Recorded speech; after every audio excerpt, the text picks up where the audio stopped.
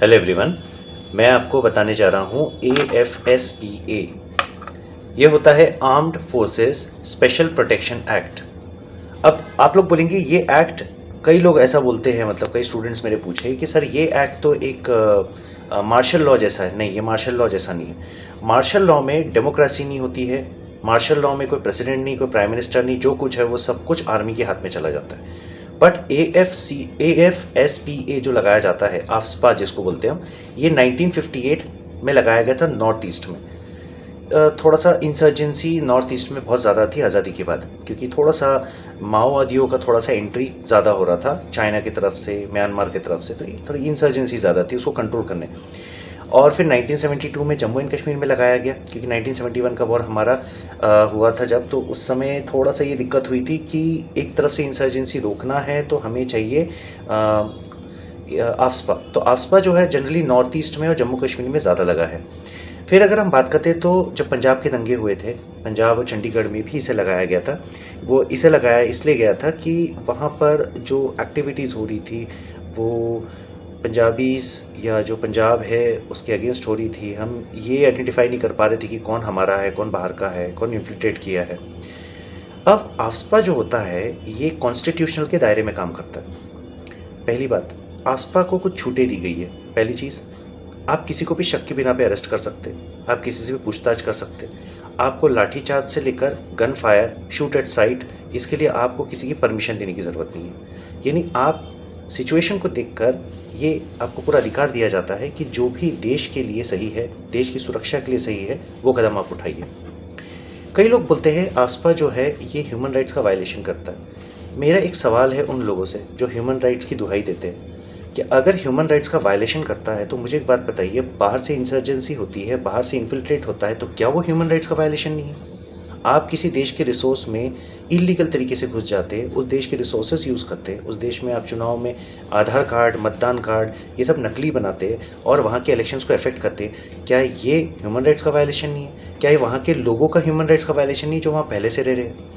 मैंने आपको बहुत रिसेंटली कल मैंने आपको मणिपुर का सिचुएशन बताया था। वैसे मेघालय वगैरह में भी आफ्सपा एक समय लगाया गया है, बट पार्शियली फिर वो आफ्सपा को उठा लिया गया। मगर अभी भी आफ्सपा जो है वो बहुत ज़्यादा जब क्रिटिकल सिचुएशन हो जाती है तभी आफ्सपा लगता है, और वो लग गया है अभी मणिपुर में। तो मणिपुर में आफ्सपा तब तक लगा रहेगा जब तक पूरी सिचुएशन अंडर कंट्रोल नहीं हो जाती। या तो मैंने कल जो बताया आपको, दो ट्राइब्स, वो दोनों ट्राइब्स बैठ के बात करके सारी चीज़ें सुलझा नहीं लेते, या तो तब तक जब तक वो ये जो तोड़ फोड़ मारा काटी जो मचा के रखे ये तब तक बंद नहीं कर देते। तो आफ्सपा जो है ये कहीं से भी किसी भी एंगल से ये एक मार्शल लॉ नहीं है। कई लोग इसको मार्शल लॉ बोलते हैं। कई आपके सुप्रसिद्ध नेता जो हाफ नॉलेज रहता है, जिन्होंने ज़्यादा पढ़ाई नहीं की है, जो ज़्यादा बुक्स नहीं पढ़ते, कभी ज़िंदगी में खुद यूपीएससी तो दिया नहीं, बहुत कम नेता है जिन्होंने UPSC, MPSC, Indian foreign services, इन्हें देखकर उस लेवल तक पहुँचे। अधिकतर नेता तो 8वीं 9वीं 10वीं पास रहते हैं। अब ये जो नेता होते हैं ना, ये नेता आपको बताते हैं आधा सच।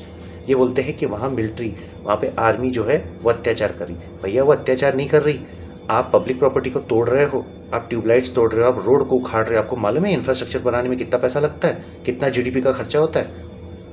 मैंने नागपुर के लोगों को देखा है, बुरा मत मानिएगा, महादलितर है नागपुर के लोग। मैं ये वर्ड यूज़ कर रहा हूँ, महादलितर।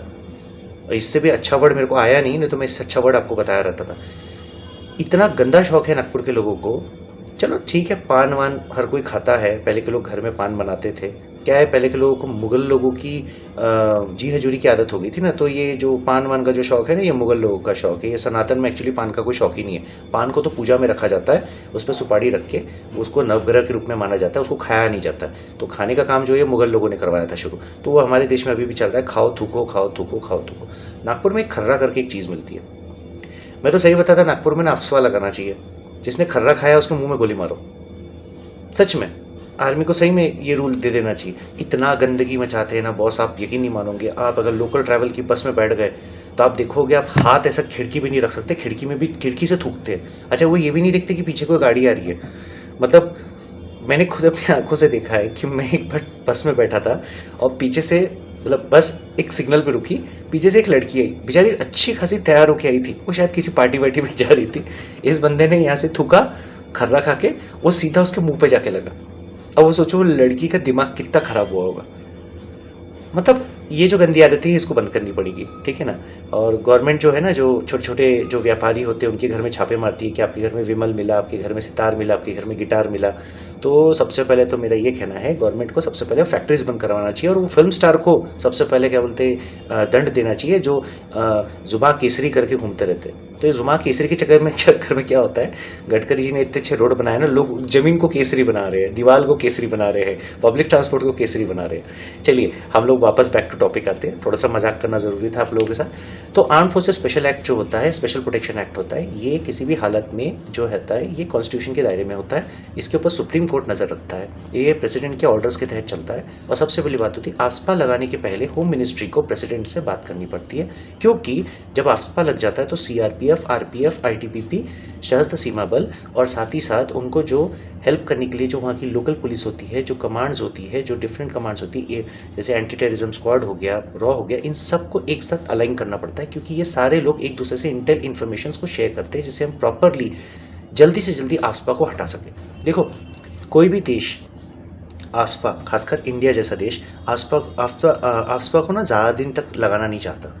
रीज़न क्या है, लोगों पे बंदिश हो जाती है। अब रात के समय कोई बीमार पड़ गया, अब आपको अस्पताल जाना है, ठीक है, आपने 108 लाया, डायल किया, तो ठीक है एम्बुलेंस आ गई, नहीं आई तो आपको कहीं ना कहीं ऑटो लेने कुछ तो जाना पड़ेगा। अब उस बीच में अगर आप लेके जा रहे हो और अगर आस्पा लगा हुआ है तो आपसे जांच पड़ताल इतनी कर ली जाएगी उस समय, और अगर आपके चेहरे पे शक हो गया तो आपको अंदर कर लिया जाएगा कि आपका जो पेशेंट है आप अस्पताल नहीं पहुँचा पाओगे। तो कोई गवर्नमेंट आस्पा लगाना नहीं चाहती। ये जो नेता लोग बोलते हैं कि आस्पा लगा दिया, ह्यूमन राइट्स वायलेशन किया, जनरली ह्यूमन राइट्स एक्टिविस्ट की मैंने आदत देखी है, मैं कई ह्यूमन राइट एक्टिविस्ट से मिला हूँ, वो कुछ अलग ही मूड में चलते हैं। उनको कोई मतलब नहीं है देश का झंडा गंदा हो रहा है, देश के झंडे पे लोग पैर रख रहे हैं, देश के झंडे की बेइज्जती कर रहे हैं, देश की बेइज्जती कर रहे हैं, वो अपना ही कुछ एजेंडा चलाते हैं। मुझे तो कभी कभी ऐसा लगता है वो हिंदुस्तान के कि हिंदुस्तान के बाहर के हैं। तो आस्पा हमेशा याद रखिए कि यूपीएससी, स्टेट पीएससी वालों को ही बता रहा हूँ कि जब भी सिचुएशन हाथ के बाहर हो जाती है, जहाँ पे पुलिस कंट्रोल नहीं कर पा रही है, जहाँ पे सीआरपीएफ कंट्रोल नहीं कर पा रहा, वहाँ पे मिलिट्री का इंटरफेरेंस होता है, मगर हेवी हथियारों से नहीं, लाइट वेपन्स के साथ होता है, और आस्पा लगाया जाता है। तो आस्पा के तहत क्या होता है, होम मिनिस्ट्री क्या करती है, सबको राइट्स दे देती है, पुलिस वाले को भी दे देती है। अगर आपको शक हो रहा है तो आपको अरेस्ट ऑर्डर, या किसी मंत्री के ऊपर शक हो रहा है तो आपको अरेस्ट ऑर्डर लेने के लिए जज के पास नहीं जाना पड़ेगा, रात के समय कलेक्टर की या कमिश्नर की साइन नहीं लेनी पड़ेगी, आप उसको शक के बिना पे उठा सकते हो, आप उसको इंटेरोगेट कर सकते हो। कुछ हद तक कई जगह ऑब्जर्व किया गया कि आस्पा में कुछ हद तक गलत भी हुआ है लोगों के साथ, मगर जो गलत का रेशियो है ना वो 0.1 है, बाकी समय सही हुआ। हमारे देश का जो पुलिस बल है ना, मैं पुलिस बल की बात करूँगा, लोग पुलिस वालों को बहुत गलत बोलते हैं, हर पुलिस वाला गलत नहीं होता, कुछ पुलिस वाले बहुत अच्छे, कुछ सच में अपनी देश की खाकी वर्दी की इज्जत करते हैं, और कुछ होते हैं जो खाकी वर्दी को बेच देते। तो बेटा हर जगह पे ऐसे लोग हैं, हमारे घर में भी है। कुछ लोग घर के लिए अच्छा सोचते हैं, कुछ घर के लिए बुरा सोचते हैं कि कहाँ से पैसा निकल जाए घर से, कुछ लोग अपनों को ही धोखा दे के चले जाते हैं। तो ये हर जगह होता है। तो हम जैसे घर में भी ना, कभी कभी हमारे ना डैडी आस्पा लगा देते हैं। कैसे लगा देते हैं, तेरा रिजल्ट अच्छा नहीं आया, मोबाइल बंद, तेरा रिजल्ट अच्छा नहीं आया, टीवी बंद, तेरा रिजल्ट अच्छा नहीं आया, घर से खेलना बंद। तो बिना कोई बंदूक के, सिर्फ शक की बिना पे कि तेरी ये एक्टिविटीज़ के कारण तेरी पढ़ाई नहीं हो रही है, इसलिए वो आपके घर पे आप पर आस्पा लगा देते हैं। और वो आस्पा आपको हटाना है तो सबसे पहले आपको लाने पड़ेंगे अच्छे रिजल्ट्स। जब आप अच्छे रिजल्ट्स लाएंगे तो वो शांति उनको समझ में आएगी, तो खुद ही वो रेगुलेशंस, खुद ही वो बाइंडेशंस जो उन्होंने लगाए हैं, वो प्रतिबंध लगाए, वो हटा देंगे। वैसे ही गवर्नमेंट बोलती है, जैसी शांति होती है आस्पा हटा दिया जाता है। तो आस्पा जो है ये सेंट्रल गवर्नमेंट में खास तौर से होम मिनिस्ट्री के तहत आता है, जो आर्म्ड फोर्सेस को ये राइट देता है। क्योंकि एक बात याद रखो, अगर आपने आर्मी को अगर इंटरफेयर करवा दिया तो ये मान के चलो ये बहुत बड़ी बात हो गई, यानी मतलब हाथ के बाहर बात निकल गई, यानी दुश्मन पे अब हमला करना है। आर्मी वाले कोई नेगोशिएशन नहीं करते, कोई बातचीत नहीं करते, कोई इंटरोगेशन नहीं करते, सीधा ठोक देते, ठोको पीटो आगे निकलो, ये आर्मी का रूल है। मगर पुलिस जो होती है, पुलिस थोड़ा सा इंटरोगेट करती है, पूछती है, ध्येय निकालती है, इन्वेस्टिगेट करती है। इन्वेस्टिगेट करने के बाद एक प्रॉपर चार्जशीट, एक प्रॉपर रिपोर्ट बनाती है, फॉरेंसिक्स रिपोर्ट बनती है, बैलिस्टिक रिपोर्ट बनती है, क्योंकि कितनी गोलियां चली, कितने खोखे पड़े हैं। एक दिन मैं आपको बैलिस्टिक रिपोर्ट के बारे में बताऊंगा कि बैलिस्टिक रिपोर्ट होती क्या है। तो ये सारी चीज़ें मैंने आपको आस्पा के बारे में बताया। तो अगर आपके दिमाग में किसी नेताजी ने ये कीड़ा डाल दिया है या किसी एक्टिविस्ट ने ये कीड़ा डाल दिया है कि ये ह्यूमन राइट्स वायलेशन है और ये एक टाइप से क्या बोलना चाहिए, मार्शल लॉ है, तो नहीं, ये मार्शल लॉ नहीं है।